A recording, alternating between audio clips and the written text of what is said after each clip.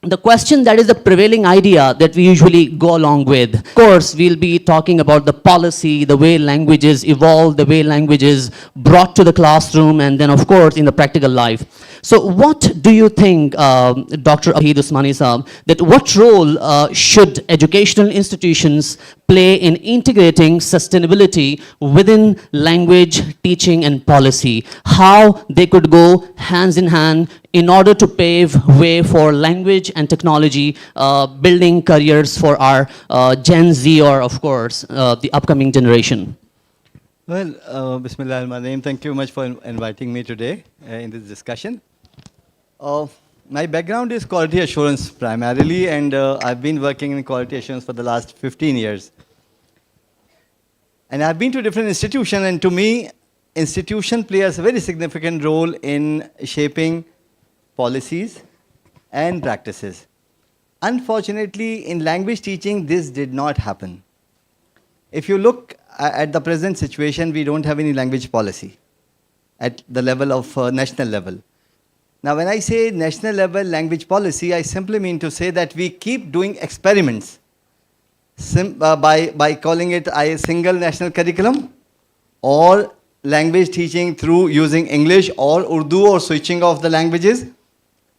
Supreme Court decision was there to use Urdu in the offices, but even then the matter was ignored. Institutions can play a significant role. They can integrate technology into language teaching.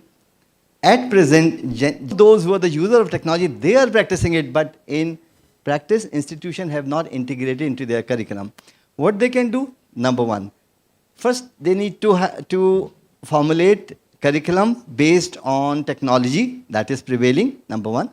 Number two, whether they are going to teach language as a subject or language as a social tool.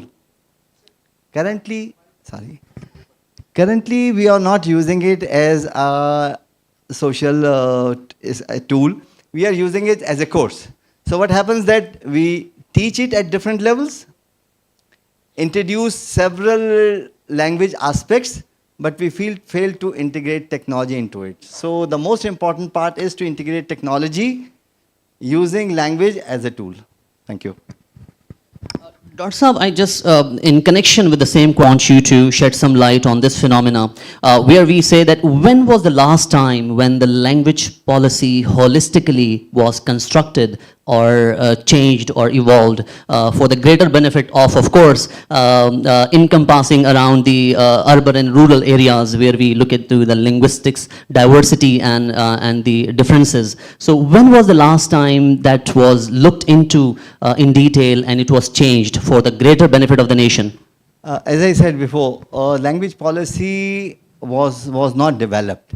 It was developed in chunks. For instance, at the level of primary education, a certain policy was given that single national curriculum will be introduced. Now, single national curriculum idea was very simple. At the level of the middle, then intermediate, and then university, curriculum should be systematically connected. But even then, in that, language was placed as a subject, not as a system that connects the whole. And what happened as a result? That English was separated, Urdu was separated, local languages was ignored, and then the idea could not be successful. Now we may be moving towards another experiment, but unless we develop a single national policy deciding that whether we are going to use what language, what will be the role of national language, what will be the role of the English and other languages, and what will be the role of local languages. That is the missing part in our policies as well. Exactly. Well point taken, Dr. Saab. Moving down the line towards Dr. Hina Hussain Kazmi, identifying your expertise, the way you have been working phenomenally in the industry and enlightening souls in terms of language, linguistics, education, and whatnot there that you are not doing. So how can you identify the way where we can say that how can digital technologies support multilingualism without compromising cultural and linguistics identity? Thank you very much. Assalamu alaikum, everyone. Very valid question, because we are at this time of change of a whole genre of linguistics and language learning and teaching, where the influx of digital technology is marring our local languages. So with this, this change of genre, what we have to be careful and what the policy makers have to be sensitized on is not is to make sure that our local languages are also being made technological resources and the tools that are coming in. Because if we do not, then already being in living in Pakistan, we know that our pride had always been the languages that exists in our society and the way their speakers were using it, which is now slowly going down. We have never felt, we have never worked on how rich we are in languages and how rich our culture is in other languages other than national language and the foreign language and the second language that we use. This technological tools, our youth should work on it.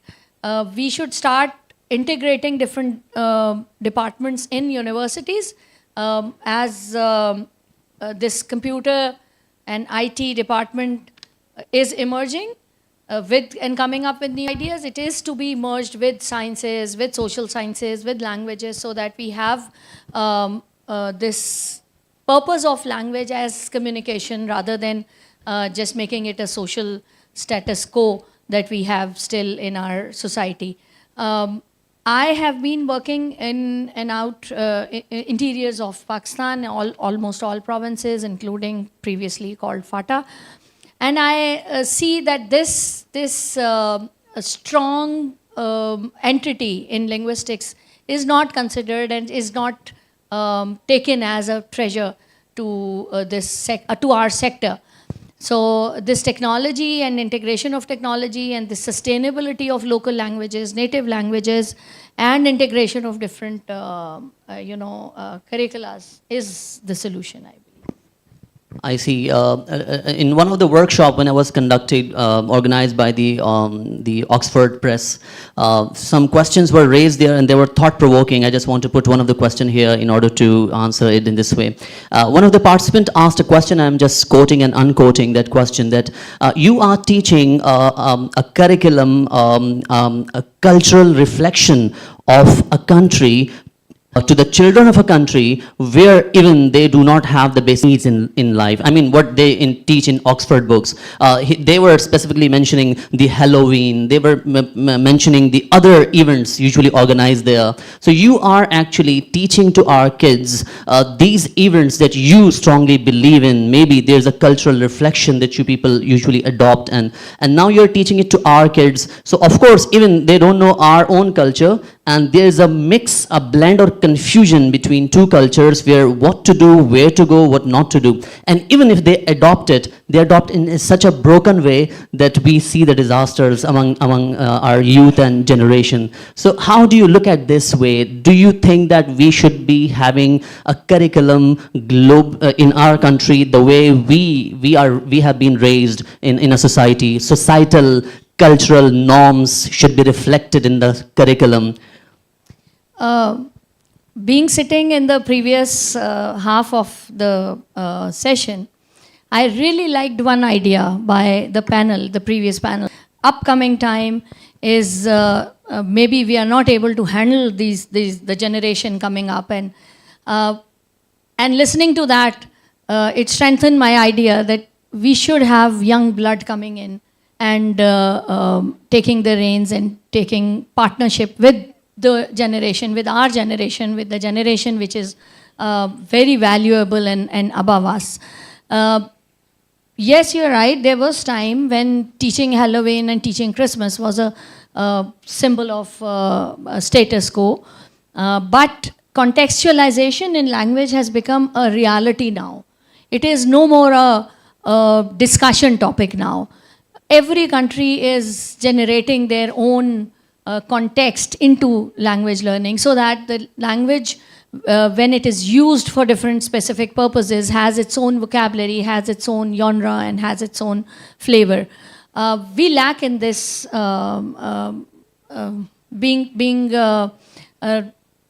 being part of this curriculum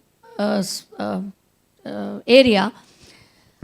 Whenever, with the government or without the government, I sit as a curriculum expert developing materials and the contents for teaching, language teaching, and I feel that we ourselves, the linguists, those who are students, those who are experts, we also feel that the content for teaching English doesn't lie around us.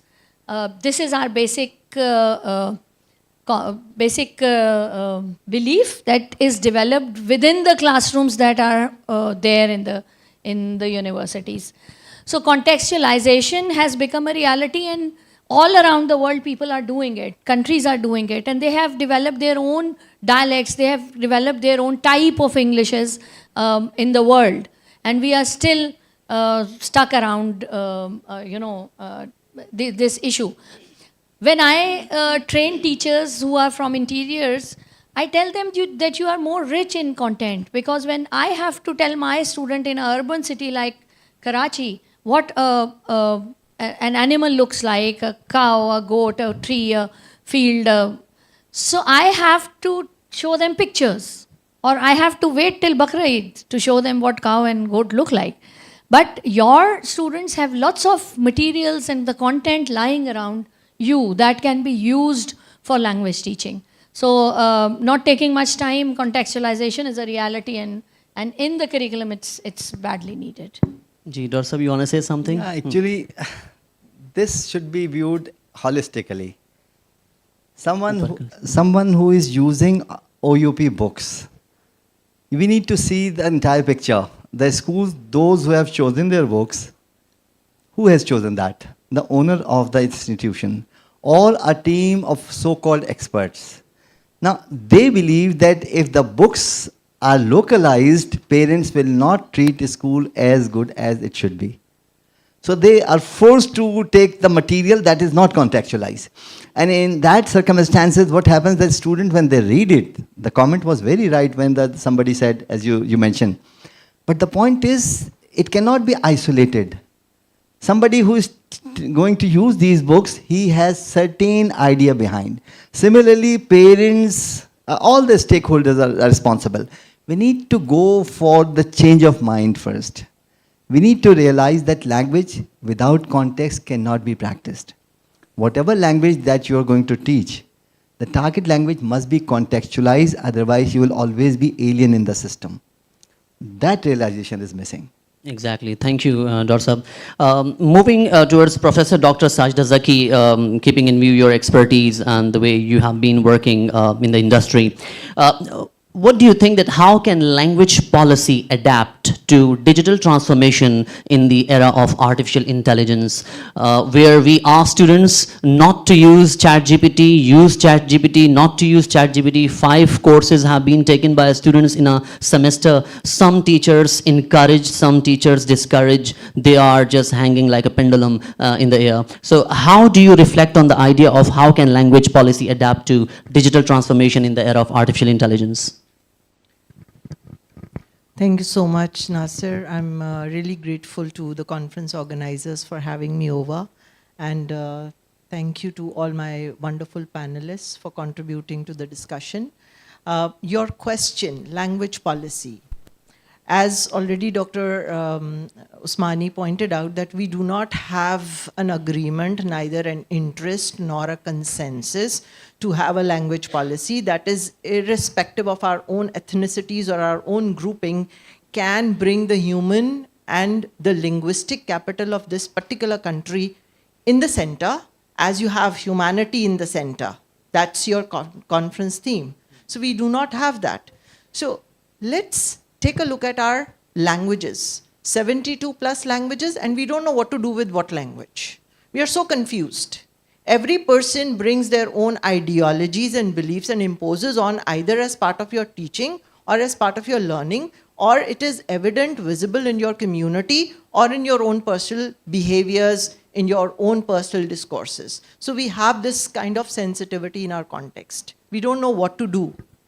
I recently identified that when we talk about so many languages, we do not have enough time frame or enough resources available in the curriculum to give them space. Technology offers a wonderful opportunity. Mind it, we had invisibility of languages, and through those languages, we had invisibility of the communities. With technology, there is a bigger risk of greater marginalization. Technology is not providing equitable opportunities. We have more English and less presence of other languages on the digital platforms. How many languages are available in artificial intelligence on different platforms? That is a single question to begin with. So technology does offer a supportive framework to the language policy where we really are interested in safeguarding, promoting, enriching, developing, passing on, and retaining our languages. However, it cannot be done by one stakeholder. It cannot be done by one particular community. We all need to come together. And when we are coming together, we have people who are the stakeholders of the language because they are the communities or the people who speak it. And then there are language experts, technologists sitting there who can all come together and develop a way where we can create opportunities for learning, for documenting, for passing on, promoting these languages online. We've got cases from Spanish language. South Korean is rising. We have international languages around us that from a very small community, that language became a multi-billion-dollar industry. Through technology, they are learning A1, A2, B1, B2. Why can't we do that for our own? Another very important point is that when we have to do a language policy, we have so far only talked about top-down approaches. Somebody sitting somewhere, some people, few people with a limited data, with a limited grassroots pulse, they make a decision about what the language policy, as Dr. Usmani already pointed out, from one to the other, from this grade to the other grade, for this particular level, we've been moving back and forth. We do not have a consistent plan, which can be strategic, phase out, which can probably take us somewhere. So maybe we would like to think about how we would like to involve all of these stakeholders in developing a bottom-up or at least a balanced top-down and bottom-up strategy, isn't it? When you talk about bottom-up, you need to take the stakeholders, the communities involved. And actually, these are the communities who will promote. I've heard so much about the research on language. We are doing language documentation. Which language documentation? A particular, they'll pick up a regional language and they'll document that. Is that enough? Beyond documentation, don't you need that language to grow and thrive? There will be a day the language will not be passed on to the next generation. Then what? Documentation करके आप छोड़ दीजिए, कुछ भी नहीं होने वाला.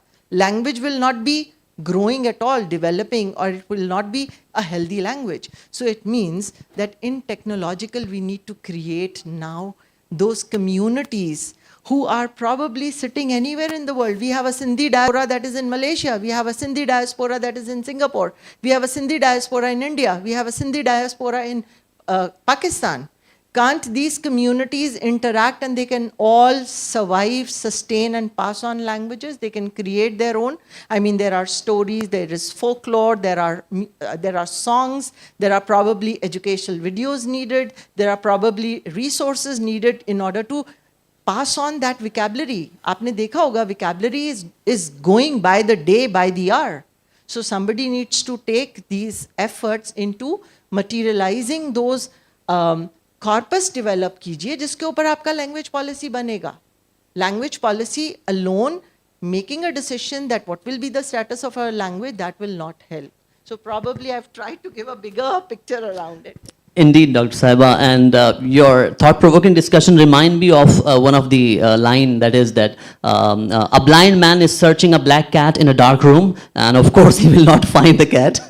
So that's that is happening in terms of the linguistics parts that we are dealing with, and of course this is something that needs to be done. Thank you very much, Dr. Sajda. Moving forward down the line towards Dr. Nurunisa Khan. Dr. Nurunisa, the question is related to the philosophical aspect of the language that we usually get along with. So what philosophical changes are needed in the language education to align with the human-centered vision of Humanity 5.0? Your opinion is needed. All right. Assalamu alaikum, everyone. Thank you very much, Nasir, for having me and sharing this stage with this team panelist. Already, we talked about the contextualization of textbook, and then we also talk about, Dr. Sajda put it in broader context, how to, promote linguistic diversity. Now, I would like to shed light on some broader aspect. I would like to see how AI is, because we are talking about AI, right? We have been struggling how to decolonize our curriculum, our textbooks, but the point is now our youth, or most of the youth globally, they are using AI, right? They are not reading the books. Now, how AI works, I think we need to understand, right? Here we need to struggle about how to stop digital colonization. Why? Because I don't know, we all use AI, but how many of us are aware that how AI works? It's based on a system which is called NLP, Natural Learning Processing. So it depends on the data set, right? The larger data set, and then it accurates answer based on the data set provided to AI. And then because of that larger data set, AI is able to give the accurate answer.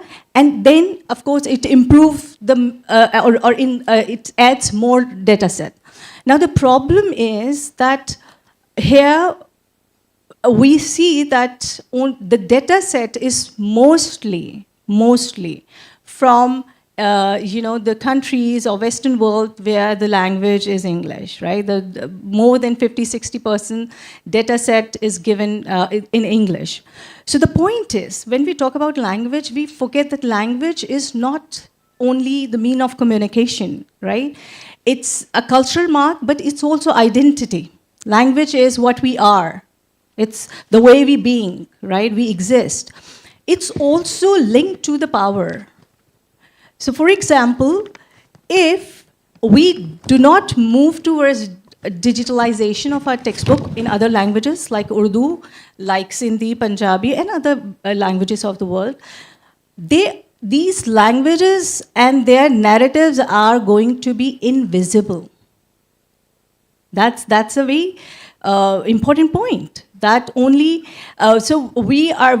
as our panelists talked about, that we don't have the policy when we talk about in Pakistani context, but now we need to work in the global, globalized scenario where we need to compete, because there was a time when the division was about literacy and those who are not literate. Then it was division about the technology, those who have access to technology and who do not have. Now it's about AI, those who are present, what narrative are present in AI, and those who are invisible in AI, right? So the point is, because if you are unable to interact with the AI in your own language, that means with all the access, you don't have access to technology. What educational platform, what knowledge is available, you can't access that because it's not in your own language, right? Then it is connected with the economic opportunities as well. For example, if you are not able to interact in your own language, then remote working, the global market, you miss global market. you missed the opportunities which are present in AI-driven industries, right?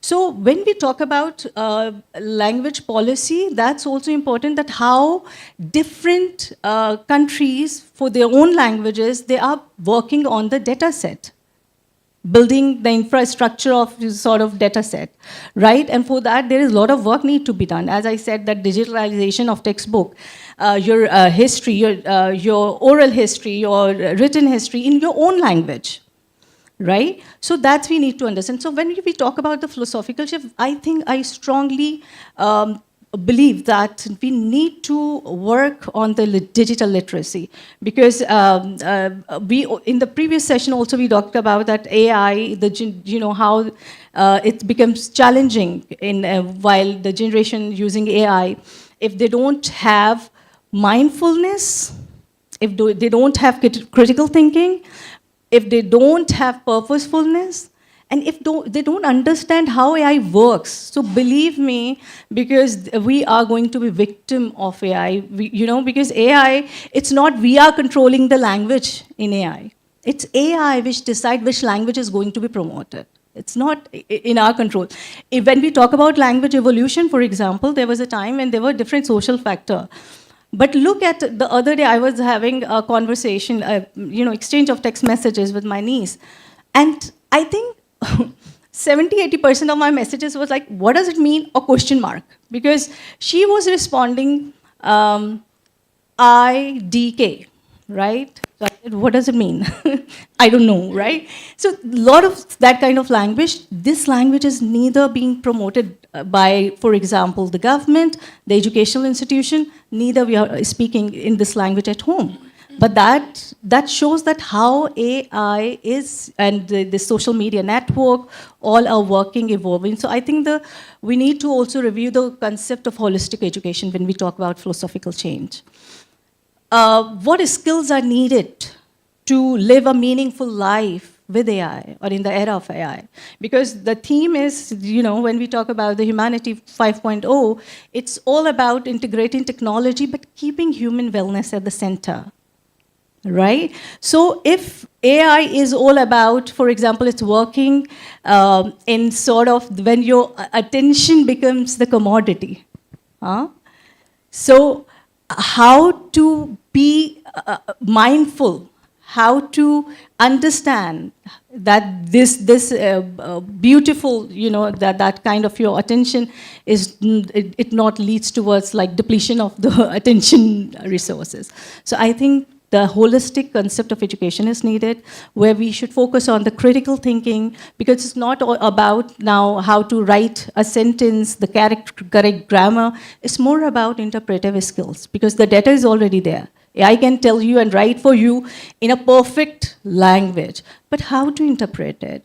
How to make it more, for example, environmental, sort of contextualizing it, how to be sensitive to the other realities, that is important. And for that, those kind of skills are needed. You talk about character building, I think that's very important, that we should have purposefulness, mindfulness, and critical thinking skills. Thank you. Thank you, Dr. Najam. Professor Sajadagi, I just need to have a question from you, because we have a lot of students sitting here along with the English language teachers, and this is what of your epitome that you have been dealing with them. Some questions I will just ask, and I want your opinion regarding that, and that is just define in a crispy line that what should be the ethical use of all these chatbots available here, be it ChatGPT or Claude or Perplexity or Gemini. There's a long list of it. And alongside with that, some of the English language professionals at times feel a deprivation sort of feelings at times, that they are at times left out, because language is now dealt in terms of the technological influx that is there. So just these two ideas, ethical use of the chatbots in terms of using language and completing the assignments, and for language professionals, of course, your input would be highly encouraged. Normally, I teach research students. I'm involved in research, writing, review, and journal publications. So I do tell my students that you have these now tools available that can help you with the very mundane, routine, uncritical, non-creative part of the work. So as long as a work that is not critical, that's not, let's say, original, that's not giving you an ownership on academic intellectual potential, you can pass on that work, or you can do that work taking help of a particular tool, software application. But on any work that you claim that this is your intellectual, this is your critical, innovative, creative creation, you can never take credit on that. So that part can be, for instance, I can use an AI or chatbot to please download these papers from Web of Science for me having these keywords. Now this is a task that I can delegate to a chatbot. I can do it with any app. But when it comes to, I can even get summaries. But when I have to answer a question that where is the research gap that is relevant to my context, that is probably fulfilling some policy or removing a barrier or contributing to SDG for Pakistan, this is something that I have to do. No one else can do it. So I think I've tried to answer it. Exactly. Thank you very much. Now move to the question and answer session from the audience, of course, right? So volunteers, please circulate the mic. If someone has any question, please, can anyone give her a mic? Kaisa Saab? Volunteers, mics.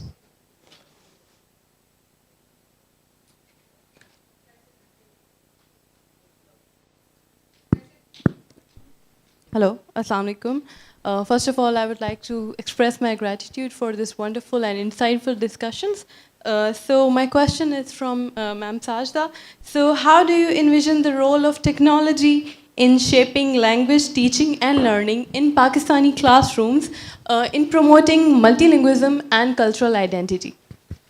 There are many technological tools or certain videos, certain resources that are available, or you can access those through the use of certain technological tools. And those can be used in the class for language teaching, whatever languages you are involved in, whatever languages. For instance, when I have to teach in a week, in a single week, a case study of US or American English. So that is a day where I would like to allow my students to develop a word bank on American English with a comparison to British English. So I can allow them to, I can give them a task and use technology. We can also develop a corpus of videos or speech and use that in order to really identify how much of a talk show that was having a panel from Britishers and Americans and Canadians sitting there. Where can we pick American English phrases or word level? So that's how we can use it. Plus, I would like to also suggest that artificial intelligence, ChatGPT or any other, they can be phenomenal help when you would like to really develop multiple practice tasks. I do that all the time.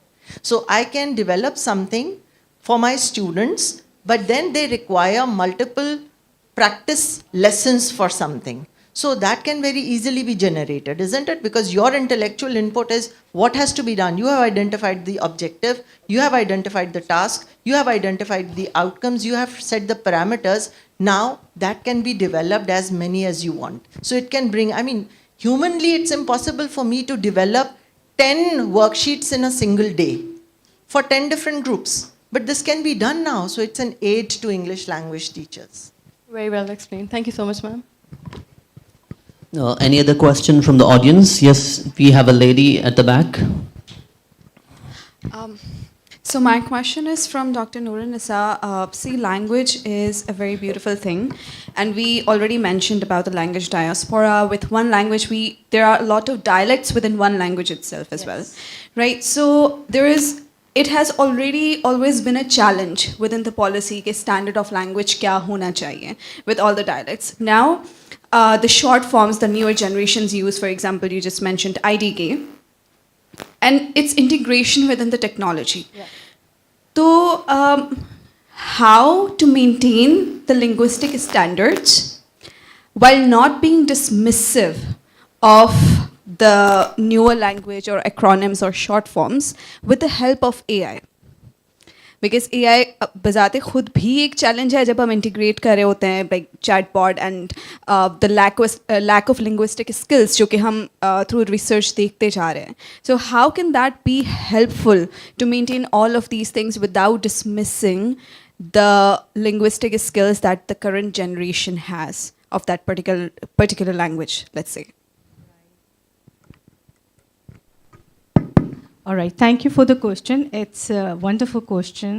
See, when I mentioned, whatever I mentioned, I talked about, so I try to refer to a point which we often miss. That is that we are living in exceptionally new era, right? What language should be used, for example, in educational atmosphere, and what should be the official language. Earlier, it was decided by human beings. They had to great extent, maybe we can say who had the control, who didn't have, but it was human beings who were decided, right? Now, my point was that we need to understand in the world of AI, we no longer, if we don't intervene, the decisions are being made by AI itself on the basis of the data that is provided to it. And that data is obviously, it's something that's marginalized many world languages. So, for example, we had a report that out of 7,000 languages, only 1,000 languages are somehow are being used in AI, right? And how many of even 1,000 language, out of 1,000 language, how many are being used meaningfully? Those are very limited knowledge. So my point was that we need to understand, and when we talk about while we are using AI, so this kind of digital literacy is important, right? What do I mean by digital literacy? That how to use AI with safety, critically, safely, critically, efficiently. The point is, we miss the critical factor. We are using AI without knowing how it is working, how it is beneficial for us or not, as the panel, Dr. Sajdo also referred, that it can help us in many ways. And there are people who are very optimistic about it, but there are literally scholars who are very skeptic about it if it is used without critical thinking. So my point was that we should have sort of that's policy. The more data set should be incorporated in different languages. That's the only way. Otherwise, the NLP, the way that AI work, that make decision, and that decision always is not neutral. We need to understand. There are a lot of biases. Yes, please. A very insightful answer, by the way. Yes, Dr. Hena. Yes. I remember reading when a calculator was invented and brought into the society, people were highly against it. And they think that this mental maths would disappear and people would stop using their brain and this and that. Now we have it here, always in our hand, and we are so trained in deciding when to use a calculator and when to quickly do it in our inside. The point is, this AI is here. What we have to look at is its prompt engineering. Look at it from the other way. Making a chatbot, my chatbot for my teaching is a helper to me, giving me much more productive efforts given from my side. So if we look at it from the other side, it's very helpful. And it's not only for teachers, it's also helpful for students. It's how you learn prompt engineering. So your own help and not something where you are relying and it's steering your life. We have to be more smarter than this technology and these technology tools. So actually we have to be worried on the generation who are coming up, who will be growing with this ease in their hands. So the responsibility is more on the experts and the students who are in higher education doing research on different areas. So it's a shift of responsibility, actually. Thank you. One quick addition actually. Since many of you or almost all of you are from higher education institutions, when I say policy shift, and Dr. Hina rightly said that you are the carriers now, you can bring the change. If you look at the curriculum that has been introduced at higher education for BS programs, if you look at the subjects, if you look at the title and the contents, all disconnected from the real world. So it's your responsibility now. You need to decide. Somebody who's coming from intermediate, somebody who's coming from O levels, they have a different background. They have a different language perception. Their humanity is even different. We need to train it the way we are perceiving for the next 5 to 10 years. That's the only thing. Thank you. Thank you very much, Dr. Saab. We have a last question. If someone wants to ask, is there any question from the audience? So, of course, we'll be just ending this. Yes, please. Who is asking question? No, all right. They say, and I quote, that with every 4 miles, the taste of the water and the dialect of the language changes. And that's how the beauty of the diversity is and the evolution is. And if the language doesn't change, of course, sooner or later, it will die. These are the takeaways, by the way, using AI technology in a better way, the efficient way that could be your assistant, rather, not completely relying on it in a way that it gets things done for you. Of course, it could provide you a framework to follow, a roadmap to follow. That is something that we need to adopt and adapt with later on, and that's something we need to rely on. Apart from that, of course, completely relying on AI could have disasters that we can, of course, that could be a long debate that we can have. However, it could assist you in just solving the problems and then using your analytical, critical, and your interpretative skills that could help you in a way that could solve problems the best way. Thank you very much, all the panelists here, for being here, gracing this event and enlightening these young souls with your knowledge. Thank you very much. A huge round of applause for them. Thank you. Now, of course. Thank you for such an enlightening session. We would now like to invite VP Academic Professor Dr. Muhammad Altaf Mukati, Dean Social Sciences Dr. Riaz, and Program Manager Languages Program Syed Kaisa Hussain to kindly proceed to the stage and present a token of appreciation to our respected guests and panelists. Professor Dr. Sajida Zaki.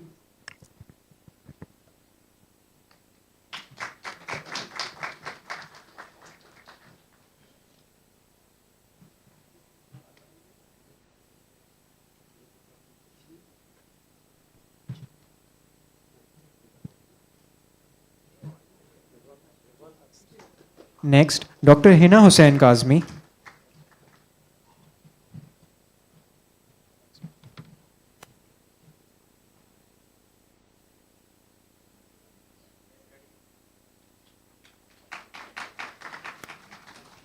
Dr. Noorun Nisa Khan.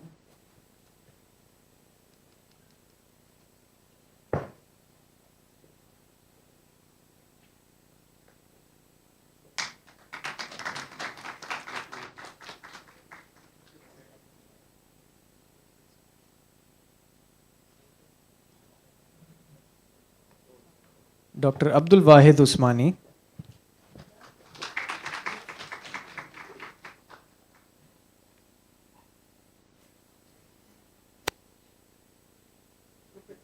And our moderator, Mr. Nasrullah Khan.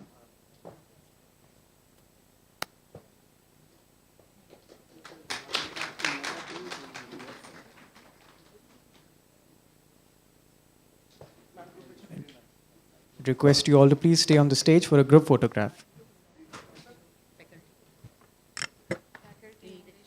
I request the faculty of English department to also please come on the stage.